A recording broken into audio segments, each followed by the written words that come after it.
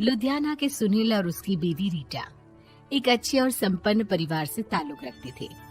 एक दिन रीटा की भाभी उसके घर आती है। रीटा, तुझे तो पता है तेरा भाई कुछ नहीं करता, ऊपर से 2 बच्चों की जिम्मेदारी, बेटी भी बड़ी हो गई है। तू तो बुआ है, कुछ मदद कर सकती है तो कर देना। कहाँ पैसे हैं भाभी, बस समझ लो किसी तरह हम लोग भी दिन काट रहे हैं। 2 ही तो कार है और मेरी बेटी भी बड़ी हो रही है। अब उसके लिए कार लेनी है तो 10 लाख का खर्चा तो लग ही जाएगा। तभी वहाँ सुनील आ जाता है। अरे शशि, क्या है, तू हमेशा पैसों के लिए परेशान क्यों रहती है? वैसे क्या जरूरत थी बेटी की शादी इतने बड़े घर में तय करने की? अरे पैसे नहीं थे तो ऐसे ही कर देती कहीं शादी। इतने बड़े होटल में क्यों कर रही है शादी? लेकिन यहाँ तो मामला शादी का है, डेट तय है। दरअसल तेरे भतीजे के पीएफ के पैसे आने हैं, पर उसमें देर हो रही है। जैसे ही पैसे आ जाएंगे मैं तेरे अकाउंट में डलवा दूंगी। ठीक है, हम लोग सोचकर बताएंगे। तभी वहाँ भतीजा आ जाता है। फूफा जी, आप लोग ही मदद कर सकते हैं, वरना तो कैसे काम होगा समझ में ही नहीं आ रहा। मैं वादा करता हूँ जैसे ही पैसे आ जाएंगे मैं आप लोगों को वापस कर दूंगा।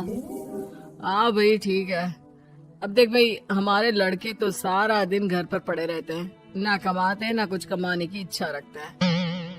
लेकिन चल, ये ले, कितने पैसे चाहिए? जी 4 लाख रुपए। ठीक है, लेकिन पैसे ध्यान से वक्त पर वापस लौटा देना। सुनील मुसीबत के वक्त बीवी के भतीजे की मदद तो कर देता है, लेकिन उन लोगों के जाने के बाद देख ले रीटा, तेरे मायके वालों ने मांगा तो दे दिया, वरना इन लोगों का मुझे कोई भरोसा नहीं है। अरे क्यों भरोसा नहीं है? इससे पहले तो कभी इन लोगों ने आपसे मदद भी नहीं ली। हाँ, ली तो नहीं, लेकिन पैसे की किल्लत ही रहती है ना इन लोगों के पास। अरे ठीक है ना, नहीं लौटा पाए तो भतीजे के ससुराल से निकाल देंगे। सुना है बड़े घर में शादी हो रही है। सुनील और रीटा पैसे तो दे देते हैं, लेकिन अगले रोज ही। हाँ भाई साले साहब, क्या हाल है? ठीक हूँ जीजा जी। क्या बात है, सालों बाद आपका फोन, जरूर कोई बात होगी, बताइए ना। अरे वो तेरी बड़ी भाभी आई थी, बेटी की शादी कर रही है ना, तो पैसे लेने के लिए मैंने दे दिए 4 लाख। सोचा भाई किसी गरीब की बेटी की शादी हो रही है, पुण्य मिल जाएगा। अच्छा किया जीजा जी, उनका बेटा बहुत मेहनती है, जल्द ही लौटा भी देगा। वहीं रीटा भी फोन करके हर किसी को पैसे देने की बात करती है। रीटा की भाभी शशि के पास उसके भाई का फोन आता है। तूने सुनील से पैसा लिया है क्या?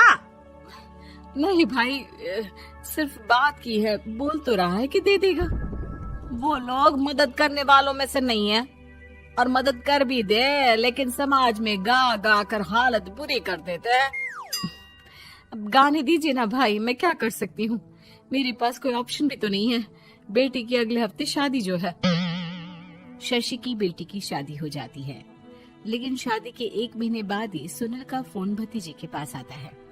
हाँ भाई, शादी तो हो गई हम लोगों की दुआ से। अब देख, ऐसा ही फायदा होता है पैसे वाले रिश्तेदार हो तो। तेरे वक्त पर हम कैसे खड़े हो गए थे, लेकिन अब पैसा लौटा दे भाई। जी, मैंने पीएफ के लिए अप्लाई कर दिया था, उसकी नोटिफिकेशंस मैं आपको भी भेज देता हूँ। मुझे लगता है 10 दिन में पैसे आ जाना चाहिए। जैसे ही पैसा आएगा मैं आपके अकाउंट में डाल दूंगा। और ना जी ना, कोई नोटिफिकेशन नहीं चाहिए, पैसा चाहिए, पैसा। ठीक है अंकल, बस 10 दिन का समय दे दीजिए। अभी हफ्ता भी पूरा नहीं होता कि भतीजे के पास उसके गांव के दूर के चाचा का फोन आता है। अरे बेटा, क्या बात है, सुनील के कोई पैसे ले रखे हैं तो दे क्यों नहीं देता? हाँ चाचा जी, बात तो हुई थी, 10 दिन का वक्त मांगा है, उम्मीद है हो ही जाएगा।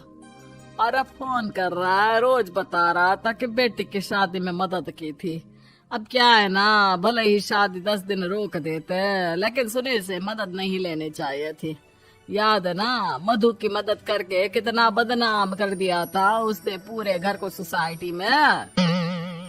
हाँ चाचा जी, मैं भी यही सोच रहा था कि उन लोगों से मदद नहीं लेनी चाहिए थी। कई लोगों के फोन आ चुके हैं। वहीं रीटा अपनी भाभी को फोन कर देती है। क्या है भाभी, कब पैसे लौटाओगी? पता है ना ये कितना बोल रहे थे, तुम्हारे बोलने पर मैंने पैसे दिए हैं। भाभी अब तो आपके बेटे की कार बेच दो और हम लोगों के पैसे दे दो। अरे लेकिन रीटा, बात तो 3 महीने की हुई थी ना, अभी तो 2 महीने भी नहीं हुए पैसा लिए, थोड़ा तो सब्र करो। नहीं नहीं भाभी, वैसे मेरा बेटा टिक्कू आ रहा है आप लोगों के घर रहने के लिए, उसको अच्छे से खिलाना पिलाना, समझी? भाभी को समझ में नहीं आता कि वो क्या करे। वो बेटे से बात करती है। अरे माँ, इन लोगों से मदद लेकर सच में बहुत बड़ी गलती कर दी। मुझे खुद समझ में नहीं आता कि कैसे इन लोगों के पैसे जल्द से जल्द दे दूं। तभी डोरबेल बजती है और रीटा का बेटा टिक्कू घर में आता है। आओ बेटा, मामी के घर पहली बार आए हो रहने? आप पापा बोल रहे थे कि आप लोग पैसे का ब्याज तो दे नहीं पाओगे, तो तब तक मैं यहीं रह लूं। और हाँ, मैं एसी के बिना नहीं सो पाता। आप लोग अपना देख लेना और पैसे जल्दी लौटा देना, क्योंकि मैं थोड़ा जल्दी जाना चाहता हूँ। रीटा का फोन शशि के पास आता है। भाभी, पैसे कब तक दोगे? बेटे की विदाई के बाद शशि के घर का माहौल बिल्कुल बदल जाता है। वो हर वक्त बेटे से उसके पीएफ के पैसे पूछती, और पीएफ यानी कि सरकारी काम। आजकल में पूरा 1 महीना और बीत जाता है। भाभी, मैं और ये अमेरिका जा रहे हैं, घूमने के लिए पैसों की बहुत जरूरत है। रीटा, मैं पूरी कोशिश कर रही हूँ कि जल्द से जल्द पैसे का इंतजाम कर दूं, लेकिन पक्का नहीं बोल सकती। तभी सुनील का फोन भतीजे के पास आता है।